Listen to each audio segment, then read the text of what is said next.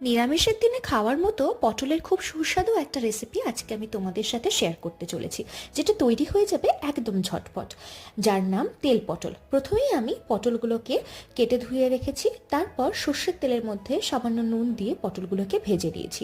নুন এ কারণেই দিয়েছি, হলুদ দিলে অনেক সময় পোড়া দাগ লেগে যায়, সেই কারণে। পটল ভাজা হয়ে গেলে সাইডে সরিয়ে রেখে সেই দিয়ে দিয়েছি গোটা জিরে আর গোটা তারপর সেই গুঁড়ো মশলা অ্যাড করেছি, যেমন হলুদ গুঁড়ো, লঙ্কার গুঁড়ো, জিরের গুঁড়ো আর নুন। এরপরে মশলার সাথে পটলগুলোকে একবার ভেজে মানে 5 সেকেন্ড মতো, তারপরে দিয়ে দিয়েছি হাফ চামচ চিনি। এরপর পরিমাণ মতো জল দিয়ে আমি পটলগুলোকে ভালোভাবে কষা হওয়ার জন্য ছেড়ে দেব।